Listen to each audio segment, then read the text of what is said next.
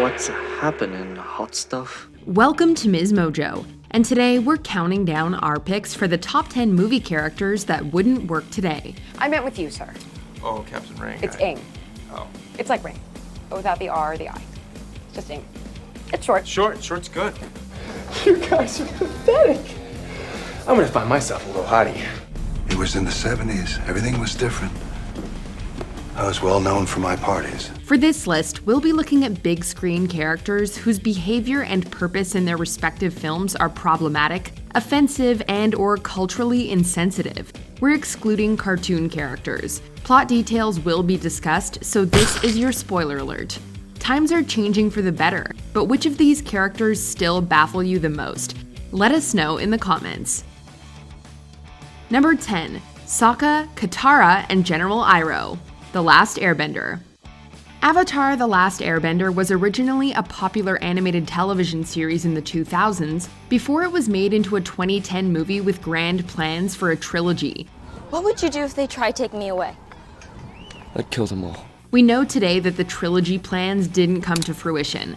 Part of the reason was that many of the film's leads were played by Caucasian actors, despite the world of Avatar being populated by characters influenced by Inuit and East Asian people. I don't think that's a good idea.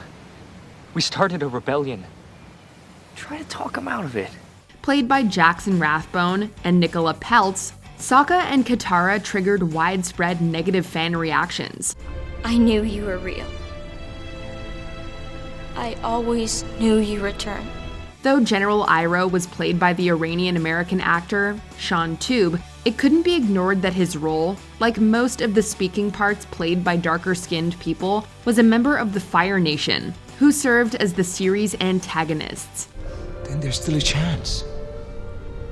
You can give your life back for the spirits. The movie's casting mishaps even triggered a letter-writing campaign and various protests. Number 9. Ben Jabituya. Short Circuit. Gag me with a fork sword. Number 5 left at the briefing station and then it just disappeared. Back in the 80s, the comic science fiction flick Short Circuit was generally well received by moviegoers. Centering around an experimental military robot, the movie even had a sequel 2 years later. Today, the East Indian character of Ben Jabituya, as played by white actor Fisher Stevens, would not fly. It's bad enough to have a white actor play a non-white character with a stereotypical put-on accent and have both his hair and skin darkened. But Short Circuit also makes a joke about Jabituya's background. When he's asked where his family hails from, Jabituya replies that they are from the US. Where are you from, anyway? Bakersfield originally. No, I mean your ancestors. Oh, damn. Pittsburgh. If he was born and raised in the US, why did he have an accent? Go figure. Number 8. Captain Allison Ing. Aloha. Hollywood seems to be slowly moving in the right direction when it comes to casting these days, but it still has some ways to go. This place has a lot of mana. That's Hawaiian. I know what it means, Captain. Power and spirit. It's still baffling to realize that as recently as 2015, Emma Stone played Captain Allison Ing, who was supposed to be 1/4 Chinese and 1/4 Hawaiian descent. Stone has come out and expressed her regret for playing the character. Boy, did she blow it. If I may. However, it's still cringy to watch her play someone written to be a proud Hawaiian, but looking nothing like one. Though her character was based on a real-life person who also didn't resemble their Hawaiian heritage, the point being made here is that they were still of that background. I'm at a crossroads where I can't mess up. And I don't want to wind up a decal on your laptop. One of the movie's hardest scenes to watch was Allison correcting Bradley Cooper's character, Brian Gilchrist, about how to pronounce her last name. I'm a peppermint tea girl. Well, you have a good time. I meant with you, sir. Oh, Captain Ring. It's Ing. Oh. It's like ring, but without the R or the I. It's just Ing. It's short. Progress might still take some time. Number 7. Holden McNeil. Chasing Amy. Back in 1997, Chasing Amy was an indie darling, winning 2 Independent Spirit Awards, and was a big step in the career of comedian and filmmaker Kevin Smith. I want us to be something that we can't be. And what's that? A normal couple. Today, Chasing Amy is problematic in so many ways. One of them is its protagonist Holden McNeil, played by Ben Affleck. And I would risk this friendship for the chance to take it to the next plateau. Because it is there between you and me. You can't deny that. In the comedy drama, McNeil knows his love interest Alyssa Jones, played by Joey Lauren Adams, is gay, but he still pursues her anyway. When he reveals his love for her and she rebukes him, he tells her she might need a period of adjustment. Listen, that's every relationship. There's always going to be a period of adjustment. Period of adjustment? There's no period of adjustment, Holden! I am gay! Jones naturally gets mad at McNeil, but a few beats later runs into his arms, and they start making out in the rain. How convenient for McNeil. And what happened to all of Jones's objections? Number 6, John Milton, Scream 3. In the light of the Harvey Weinstein scandal, the character of John Milton, played by Lance Henriksen, certainly has creepy parallels with the real-life film producer. It was in the 70s. Everything was different. I was well known for my parties. The Weinstein Company produced multiple movies in the Scream franchise, and in the third installment, transactional sex happens to be a key plot point. It was for girls like her to meet men. Men who could get them parts if they made the right impression.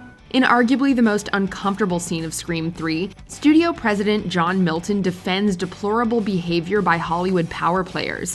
When he's confronted with evidence that he was involved in an assault years before, just like Weinstein, Milton claimed that the woman involved was fully complicit when she attended one of his notorious parties. No charges were brought. And the bottom line is, Rena Reynolds wouldn't play by the rules.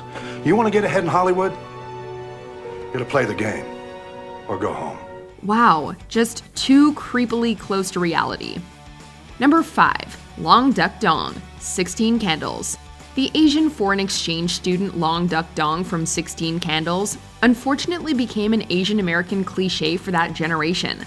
Before Long Duk Dong, Asian characters in Hollywood movies were more often than not portrayed as socially and or sexually incompetent.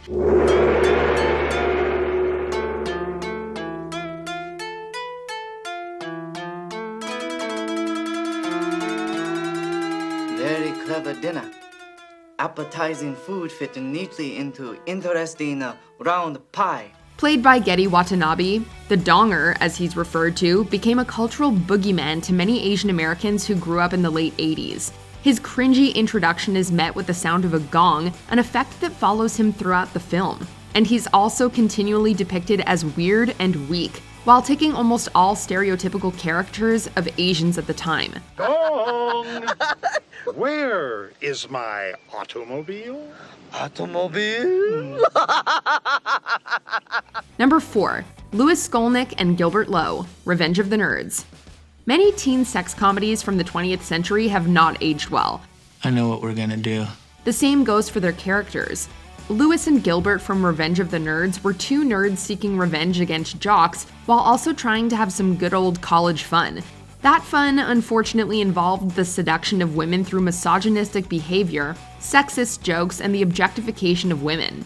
Hair pie. One particularly troubling scene was when Louis, while pretending to be Stan, tricks the jock's girlfriend, who also happens to be Louis's crush, into being physically intimate with him. Today we call that sex by deception. Let's keep that kind of behavior and those kinds of characters in the past, and out of comedies. Are all nerds as good as you? Yes. Number 3, Steve Stifler, the American Pie franchise. The 80s had Revenge of the Nerds. The 90s and 2000s had the American Pie franchise and the misogynistic character of Stifler. You guys are pathetic. I'm gonna find myself a little hottie. Or as he likes to call himself, the Stiffmeister. Played by Sean William Scott, Stifler portrayed behavior that encapsulated toxic masculinity throughout the franchise. All you gotta do is set up some sort of private link or whatever on the net and tell me the address. Where to begin? He convinces Jim to set up a camera to spy on a female foreign exchange student, and he invades the privacy of two women whom he suspects are lesbians. Check it out. Potential lesbians leaving the building. And these are only some of his antics in the first two movies. The franchise took a somewhat positive turn in the later films, though, and thankfully, Stifler has become a dated misogynistic relic from a different time. Number 2, Mammy, Gone with the Wind. Hattie McDaniel may have become the first African-American woman to win an Academy Award for her role in Gone with the Wind, but today that win has proven to be bittersweet. The character of Mammy was a racial caricature of African-American women in America and Hollywood at the time. She was portrayed as happy and content with her position as a slave. Oh, now, Miss Scarlett, you come on and be good and eat just a little, honey. Unfortunately, McDaniel's portrayal helped solidify and restrict black actors at the time to playing servant roles. Fortunately, we are making strides in the struggle towards racial equality, and can take solace in the fact that we have come a long way from characters like Mammy today. What trouble are you talking about? You know what trouble I was talking about. I was talking about Mr. Ashton Wilkes. He'll be coming to Atlanta when he gets his leave, and you sitting there waiting for him just like a spider. He belongs to Miss Melanie. You go pack my things like Mother said. Before we continue, be sure to subscribe to our channel and ring the bell to get notified about our latest videos. You have the option to be notified for occasional videos or all of them. If you're on your phone, make sure you go into your settings and switch on notifications. Number 1. I.Y. Yunioshi, Breakfast at Tiffany's.